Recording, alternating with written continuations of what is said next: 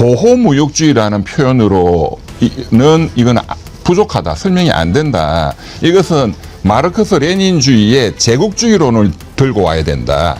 레닌이 그 1차 세계대전 이게 제국주의 국가들의 식민지 침탈 전쟁이다 라고 했던 그 제국주의, 여기에 저는 깡패 제국주의다. 한동훈 예. 폭로했잖아요. 제 법무부 장관 할 때 그 나 사건 봐달라고. 네, 공소 취소. 근데 그게 뭐 내 개인이냐? 네, 그랬더니 전체냐 개인이다. 네, 그게 그만큼 중요한 예, 거죠. 예. 이번에 징역 2년 구형 받았잖아요. 네, 네. 그 구형량은 어떻게 생각하십니까?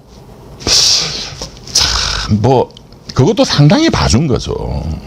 검찰이. 예. 사실 그때 있었던 그 국회 거의 뭐 난동 비슷하게 국회 선진화법이라는 게 우리 국민들은 그런 법률이 따로 있다고 생각해. 그건 아니고 국회법 안에 조문을 만든 거죠. 국회 내부에서 그런 폭행 등등을 하면은 굉장히 세게 처벌한다.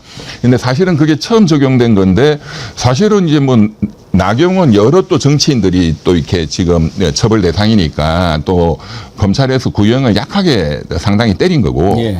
또 나경원은 뭐 또 그 남편이 워낙 유명한 법관이세요. 지금 춘천지방법원장이죠. 춘천지방법원장이고 굉장히 대법관 영순이고. 오. 네. 그 2월 달에 춘천지방 이제 법원장으로 이제 드디어 법원장이 됐는데, 그전에는 서울고등부장판사였거든요. 서울고등부장판사가 되면은 대법관 후보입니다. 법원장이 되면 100%고, 이분은 굉장히 또 이렇게 선두주자거든요. 예. 그래서 뭐 2년 구형도 뭐 많이 봐준 건데, 11월 달에 선고가 어떻게 날 거냐. 그냥 이건 정해져 있어요. 징역 1년에 집행유예 2년이에요. 그렇지만 집행유예가 나더라도 예. 10년간 출마를 못하죠. 그게 치명적인 거죠. 그러면은 법정 구속은 절대로 안 자, 시킬 오늘 겁니다. 또 예언이 하나 나왔는데 징역 1년에 집행유예 2년 나올 거다. 네. 그러니까 징역은 안 살겠지만 10년간 정치는 못 하는 거예요. 정치는 끝나는 거죠. 네, 그게 사실은 더 중요하다고 볼 수도 있겠죠. 정치 생명 끝나는 거 아닙니까? 10년간 못 놓으면 끝나는 거죠. 예. 그리고 이제 이 1심을 거의 6년을 끌었기 때문에 이 2심, 3심은 빨리 할 거예요. 예. 네, 다 합해더라도 뭐 내년 요맘때까지는 대법원 확정 판결이 나거든요. 그러면 현재 있는 국회의원 남은 자녀 한 2년도 날아가는 거고, 또 10년간 출마가 안 되는 거고, 이 나경원 의원한테는 그만큼 중요한 거기 때문에, 정치인한테는. 예. 그래서 작년 그 4월 달인가요? 전당대회 때 한동훈 예. 폭로했잖아요. 제 법무부 장관 할 때 그 사건. 나 봐달라고. 네, 공소 취소. 근데 그게 뭐 내 개인이냐? 네, 그랬더니 전체냐, 개인이다. 네, 그게 그만큼 중요한 예, 거죠. 예, 또 벌금 500만 원 이상만 나와도 그렇죠. 5년간 또 저희 출마가 금지되니까요. 오케이. 궁금한 게 하나 풀렸고요. 네. 권성동이 이제 구속이 되지 않았습니까? 그런데 권성동이 통일교로부터 1억을 받았다고 하는 시점이 2021년 말. 네. 대선 전이란 말이에요. 그렇죠. 그때 돈을 받았는데 이게 개인 문제가 아니고 대선 자금으로 관련된 것이라고 한다면 권성동 개인 비리가 아니라 대선 자금 수사로 이어질 수도 있다. 이런 관측이 나오는데 그럴 수 있습니까? 그거는 특히 또 이제 통일교 조직에서 전국의 시도 쪽에 나눠가지고 또 2억 몇천을 뿌렸다 하는 것도 나왔잖아요. 예. 이제 이렇게 되면 사실은 대선 자금 수사로 바로 가는 게 정석이죠. 종래에도 다 대선 자금, 옛날에 뭐 차떼기니 뭐니 등등. 예. 그런데 이제 이 대선 자금 수사를 하려면 진짜 또 전문 검사들 인력이 필요하거든요. 예. 그러니까 이제 지금 현재 특검이 그것까지 하기에는 제가 인력이 부족할 것 같아요. 그러나 반드시 그것까지 해야 되는 거죠. 그렇죠. 뭐 고리만 걸어놔도 또 다른 특검 만들어서 파헤치면 되는 거니까요. 그렇습니다. 대선자금 특검 뭐 이런 거 나오면 되는 거죠. 네. 자, 1교시 끝으로 네. 문영배 재판관이 그런 이야기를 했어요. 지금 뭐 이재명 대통령 발언을 들고 선출 권력, 임명 권력 뭐 누가 더 높냐 막 이런 말이 지금 막 나오는데, 저는 이재명 대통령 발언이 누가 더 위에 있다 꼭 그렇게 얘기하려고 한 것은 아니라고 읽었지만 아무튼 이제 자꾸 그렇게 하잖아요. 그런데 거기에 대해서 뭐라고 이야기했냐면 헌법을 읽어봐라. 무슨 뜻이라고 해석하십니까? 문영배 재판소장 대행의 말씀은 이제 그분도 뭐 법관이니까, 그러니까 헌법의 교과서적 해석은 이제 선출된 입법부라든가 선출된 대통령, 선출 권력, 그다음에 임명, 뭐 사법부가 대표적인 임명이잖아요. 뭐 장관들도 그렇고, 이 삼권 분립이라는 게 무슨 서열이 있는 것은 아니다 하는 교과서적 인 얘기를 하시는 것 같아요. 예, 그 깊은 어떤 그 대통령의 취지에 대해서 뭐 반론을 제기했다 뭐 이렇게 보기보다는, 그 다음에는 또 문영배 또 평생을 판사했잖아요. 예. 판사들은 다 생각은 똑같습니다. 현재 벌어지고 있는 이 그 사법부에 대한 이 전 국민적인, 그리고 이제 민주당이 그것을 대표해 가지고 요구하고 있는 거에 대해서 판사들은 전부 이건 사법부에 대한 침탈이라고 생각해요. 예. 예.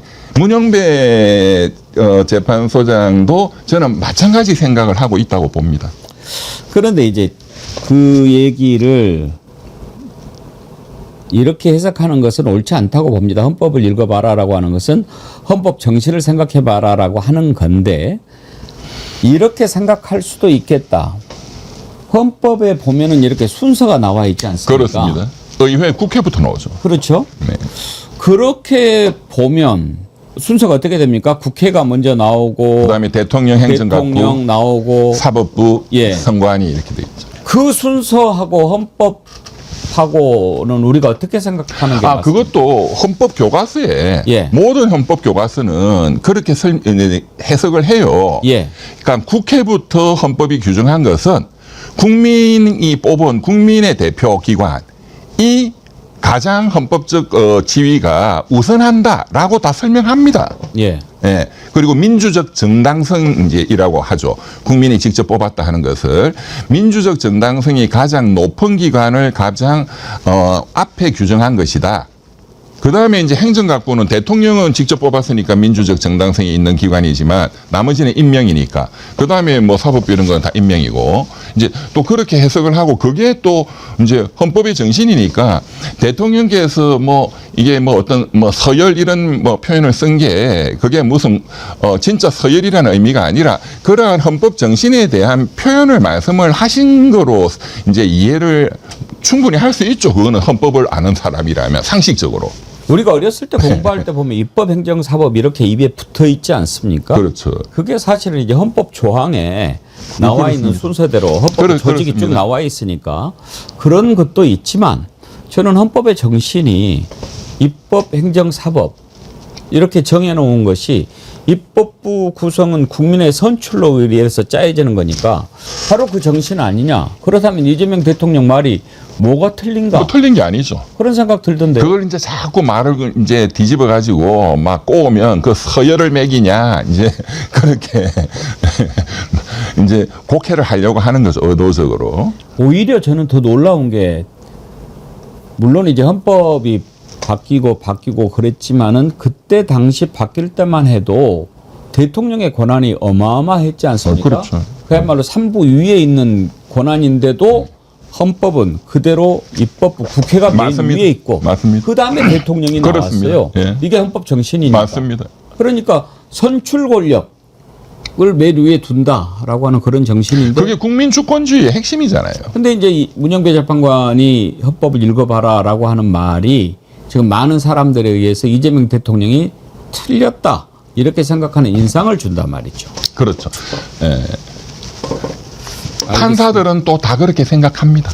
그러니까 대등하다. 그런 얘기가 나와요. 너도 판사다 어쩔 수 없이 이렇게 나오는데, 뭐 저도 그게 문영배 동의합니다. 재판관 많은 사람들이 존경하잖아요. 예. 뭐든지 참 요즘에 방송을 많이 하시던데, 네, 그렇대요. 말을 많이 하면 또 여러 가지 해석을 낳고. 왜 그렇게 많이 나오시는지도 좀 조금 좀 궁금해요. 솔직히 굳이 말씀드리면 뭐. 제가 문영배 재판관 한번 모시고 싶었거든요. 네. 그리고 이제 문영배 재판관이 막 이렇게 선수 프로부터 나오고 쭉 지금 막 나오는데, 그 전에 맨 처음에 시사인하고 이렇게 해가지고 그 어르신 김장하 선생을 취재했던 김주환 기자랑 같이 인터뷰한 그 기사를 제가 너무나 잘 읽었어요. 그래서 문영배 재판관 깊이 존경하게 됐고, 또 다른 사람들한테도 같이 읽어보자고 나누고 그랬는데, 이제 쭉 여러 군데 나와서 얘기하시니까 별로 이제 궁금한 것도 많이 없어지고 옛날처럼 이렇게 막 만나서 인터뷰를 하고 싶구나 하는 간절함은 조금 약해지긴 했습니다. 저는 뭐 무영배 재판관도 그냥 판사들 중에 한 명이라고 생각합니다. 그러세요? 네, 그 중에 좀 훌륭한, 아, 네, 그 정도라고 생각합니다. 특별히 질적으로 다르다고 생각하지 않습니다. 좀 죄송한 말씀인지 모르겠지만. 지난번 윤석열 탄핵 심판 과정에서 보여줬던 행동들은 상당히 좀 국민들이 기대를 갖게 했죠. 그렇죠. 그거는 잘하신 거는 잘하신 거고. 예. 알겠습니다. 우리 이병철 변호사님은 이제 경제 문제 쪽 또 국제 문제 이런 것에도 아주 해박하시니까 오시면 좀 그 문제 여쭤보고 싶은데 생각하면 생각할수록 트럼프가 했던 것 참 기분 더럽거든요. 그렇죠. 지금 트럼프가 우리 국민들한테 무릎 꿇고 사죄해도 봐줄까 말까 하는 그런 심정인데 정식 사과 한마디 하지 않습니다. 이렇게 갔을 때 한미 관계 어떻게 될 것 같습니까? 그렇지만 뭐 한미 관계의 큰 틀을 우리가 흔들 수 있을 만큼의 그런 강력한 힘이 국가가 있냐? 아니니까 국제 관계는 뭐 다 뭐 파워죠.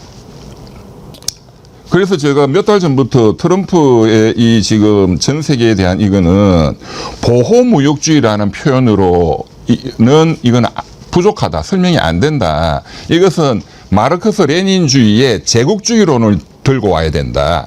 레닌이 그 1차 세계대전 이게 제국주의 국가들의 식민지 침탈 전쟁이다라고 했던 그 제국주의. 여기에 저는 깡패 제국주의다. 이렇게 자기 멋대로 하는 제국주의는 없었다. 오늘 이렇게 뉴스 보니까 우리 조현 외교부 장관이 중국 그 왕이 외교부 장관하고 그 회담한 게 나오더라고요. 그 왕이 외교부 장관의 표현도 완곡하게 미국이라는 표현은 안 썼지만 일방의 보호무역주의에 대해서 우리가 자유무역주의 정신으로 막아야 된다 이렇게 표현을 했거든요. 그럼 굉장히 완곡하게 한 거죠. 저는 이것은 제국주의적인 거의 뭐 깡패라고 보고 특히 이제 그게 돈을 뜯어내기 위한 목적으로 그거를 빨리 사인을 안 해주니까 자기들을 도와주고 기술을 가르쳐주는 현대 그 LG, 조지아 우리 근로자들을 딱 겨냥해가지고 대한민국을 딱 겨냥해서 그 엄청난 인권 탄압 뭐 무슨 강제 수용소보다 못한 그건 정말 있을 수 없는 것이지만 지금 트럼프는 리더십이 그런 거죠. 근데 우리 이병철 변호사님이 이번에 미국이 뒤통수를 칠 거다라고 진작에 예견을 하셨다고. 몇 달 전부터 제가 그랬죠. 어떤 점에서 현찰을 꽂아라고 할 것이다. 아하. 그리고 빚을 갚겠다라고 할 거다. 예. 그건 1월 달에 이제 미국 언론에서는 보도가 많이 됐는데 그 트럼프의 가장 핵심적인 경제 참모가 미란이라는 사람이에요. 미란. 예, 또 발음은 또 어떤 경우는 뭐 마이런이라고 이제 네, 하기도 한데 MIRAN 아. 미란 이분이 만든 그 경제 전략 보고서가 있습니다. 그게 이제 미국 언론은 보도가 많이 됐고 그 보고서에 있는 거의 대부분이 다 현재 집행되고 있는 거거든요. 그리고 이 미란에 대해서 얼마나 의지를 많이 하느냐 하면 미 연준이 지금 파월 의장이 말을 잘 안 듣는단 말이에요. 오늘 금리를 조금 낮췄는데 이제 미란을 파월 의장 옆에 이사로 꽂았어요. 예. 2주 전에. 그리고 말 안 듣는 흑인 그 여성 이사 쿡이라는 흑인 이사는 예. 또 강제 해임시켜버리고. 근데 이것도 이분이 소송 내가지고 이제 우리로 하면 가처분이죠. 미국 판사가 해임은 잘못됐다 해서 또 트럼프를 또 꾸짖었죠. 예. 예. 그래서 이제 이 미란이라는 사람이 핵심인데 여기에 보면 근본적으로 미국이 지금 전 세계에 뿌린 그 달러 말고 미 재무성 국채. 우리가 외환 보유고가 4,100억 불 정도라고 하잖아요. 그 중에 한 3,000억 불 가까이가 미 재무성 국채예요. 달러 현찰이 아니고. 중국, 일본 어마어마하죠. 이제 이것이 너무 이제 감당할 수 없고 이 이자만 1년에 1,400조거든요. 그래서 이거를 미국 정부 파산. 그러니까 이거를 근본적으로 해결해야 된다. 예. 이게 이제 첫 번째 목표예요. 그래서 그 그 백악관 대변인도 또 트럼프도 본인도 직접 말을 했습니다. 일본, 한국 등으로부터 이렇게 달러를 현찰을 받으면 어디에 쓸 거냐에 대해서 빚 갚을 거다라는 워딩도 여러 번 나왔고 또 그거는 트럼프가 알아서 할 거다. 예, 그러니까 이제 근본적으로 다 미란 보고서에 있는 대로. 예, 그런데 여기서 이제 한국 판사들이 좀 이 정신 차려야 되는 것이 일단 이 상호 관세라는 깡패주의를 막아 쓴 게 미국 판사들이죠. 예. 예, 지금 이제 대법원에서 12월 달에 결론을 빨리 내겠다. 신속 심리 결정을 했고 이제 11월 첫째 주에 구두 변론을 한다. 그리고 엊그저께까지 트럼프 행정부가 답변서 내라 해서 냈거든요. 그러니까 이제 트럼프는 지금 굉장히 당황하고 있다는 게 역력히 보여요. 예. 진다는 걸 알아요. 거기가 보수가 6명이고 진보가 3명인데 대법관이 그 보수 대법관이라 하더라도 지금 1심 특히 이번에 2심 항소법원의 판결문이 엄청나게 정말로 치밀하게 썼어요. 핵심은 미국의 헌법을 정면으로 부정했다는 거예요. 관세도 세금이다. 세금을 때리려면은 미국 독립선언문, 미국의 독립전쟁이 터진 게 영국에서 세금을 때려가지고 우리는 우리의 대표를 영국에 보낼 수 없는 식민지로 만들어 놓고 왜 우리한테 세금을 때리냐. 그게 독립전쟁이 터진 거잖아요. 보스턴 차 사건. 그거를 딱 판결문에 쓰고 있어요. 제퍼선이 쓴 독립선언문 그리고 수정헌법의 정신의 정면으로 위반되는 거다. 이 관세는 대통령이 멋대로 하면 안 된다. 의회가 해야 된다. 의회가. 대표 없이는 과세 없다. 예, 그것을 판결문에 들고 나왔고 이거는 미국의 보수 대법관 제가 미국에서 로스쿨 근무하는 친구 교수들한테도 이렇게 전화해서 물어보거든요. 그 최종 판결이 언제 납니까? 12월 중으로 날 것으로 아니, 그때 최종 판결이 나면 지금까지 각 나라하고 맺었던 관세 협상이 다 무효가 되는 거예요. 그러니까 트럼프도 그리고 베센트 재무장관도 이거 큰일 납니다. 우리가 받은 관세를 다 물어줘야 된다 다시. 그러면 그 협상의 기인에서 이루어졌던 무역 행위는 어떻게 됩니까? 무역은 뭐 문제가 없죠. 관세에 관련해 가지고 지금 말하자면 우리가 일본은 지금 자동차에 관련해서 15% 관세, 네네, 우리는 지금 25%잖아요. 근데 만약에 지금 우리가 뭐 그대로 한다면은 소나타가 캠리보다 더 비싸다고 하니까 그럴 것 같으면 차라리 지금 안 팔고 놔두고 있다가 그때 무효되면은 일본하고 똑같은 조건으로 경쟁할 수도 있는 거고. 네. 만약에 지금 우리가 25% 물고 팔았다가 나중에 그게 무효가 되면 돌려받을 수 있냐 이겁니다. 그렇죠. 관세는 이제 때린 건 돌려받는데 자, 여기서 이제 중요한 건 이번에 미국 항소법원이 헌법 위반이다라고 한 것은 소위 상호관세라고 하는 그거는 건국법이 국제비상상황 경제권한법에 따라서 한 거는 안 된다는 거거든요.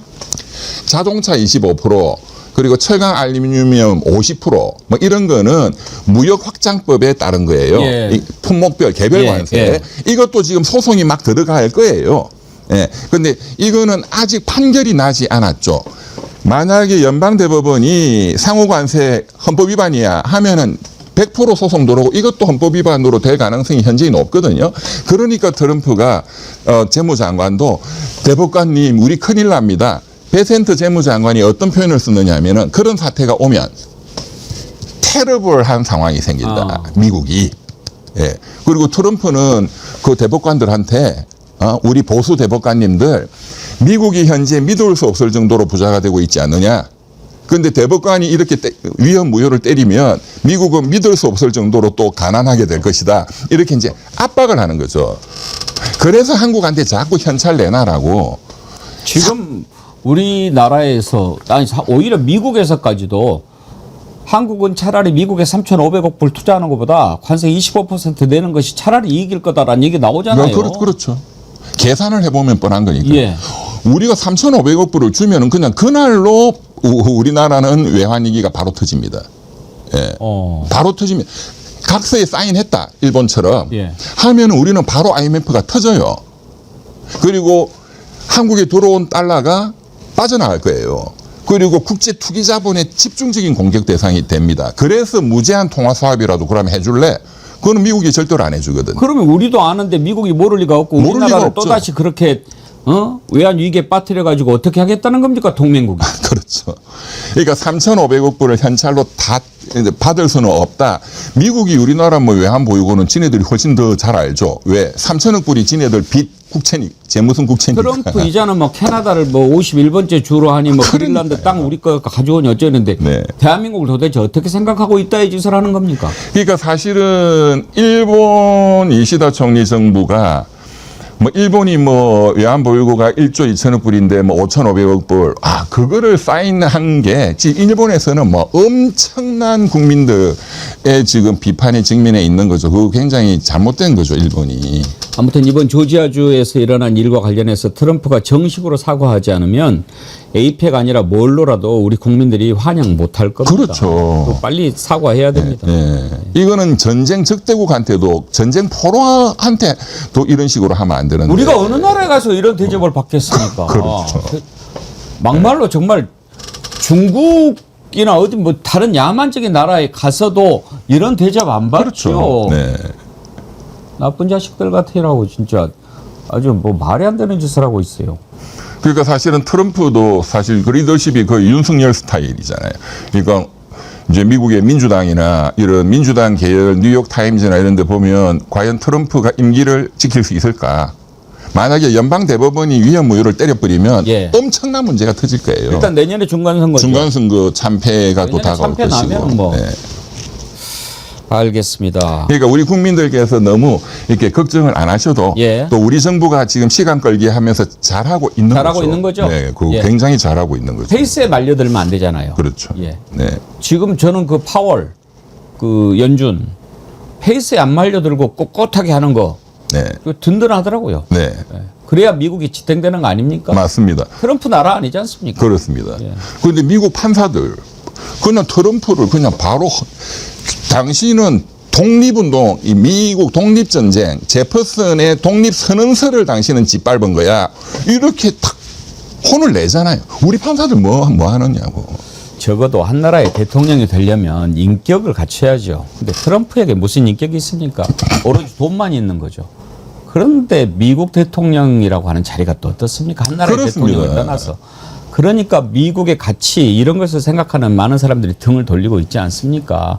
지금 사람들이 경제적으로 어려우니까 어떻게 해서든지 트럼프 가면은 조금 경제가 살아나서 살기가 조금 나아지지 않을까 생각하는데 저는 이미 그런 마음을 먹는 순간 미국은 몰락의 길로 들어섰다고 생각합니다. 가치를 잃어버린 나라는 그렇죠. 절대 그렇죠. 발전할 수 없죠. 그리고 상대방 특히 이제 인근 동맹 국가를 이렇게 못 살게 만들어서 이렇게 뭐 지네들이 잘 살아보겠다. 이거는 이미 그 케인즈가 1차 대전 끝나고 독일한테 너무나 엄청나게 돈을 뺏어오는 그 베르사유 조약 때문에 히틀러가 나타날 거다. 전쟁이 터진다. 그래서 다 그렇게 됐거든요. 지금도 트럼프는 그렇게 가고 있는 거예요. 제가 한 가지만 예언을 해드리면 예. 이 트럼프의 이제 이 플랜 BC, 그러니까 플랜 B는 품목별 관세를 그냥 때려가지고 또 돈을 뺏겠다. 이제 그것도 미국 법원이 또 이제 위헌 무효를 때리면 결국은 말씀드린 대로 이제 미국의 우리가 갖고 있는 이런 국채를 어떻게 하려고 하느냐. 이게 보통 10년 만기, 최대 30년 만기거든요. 이자가 1년에 한 1.5% 정도 돼요. 그런데 이거를 100년 만기로 바꾼다는 거예요. 그리고 이자는 0%. 그러면은 그냥 사실상 안 갚는 거하고 똑같은 거지. 이제 그게 이제 다음 카드로 이제 나올 거다. 오늘 이병철 변호사님 모시고 아주 궁금한 것들 많이 여쭤보고 그랬는데 혹시 이병철 변호사님 삼성전자 주식 갖고 계세요? 저는 없습니다. 8만 원 돌파했네요. 그래. 주식시장 아주 오르고. 네. 기분 좋식이 또 하나 들어왔네. 네. 손흥민이가 해트트릭을 기록했네요. 오, 네.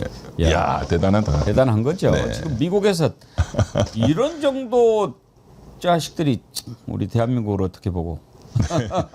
이 손흥민 선수가 진짜 미국 현지에서 네 트럼프한테 그냥 박살을 내고 있네요. 예, 좋습니다. 예. 오늘 함께 해주신 찰스트라다무스 이병철 변호사님 감사합니다. 다음 주에 뵙지요. 네, 감사합니다. 네.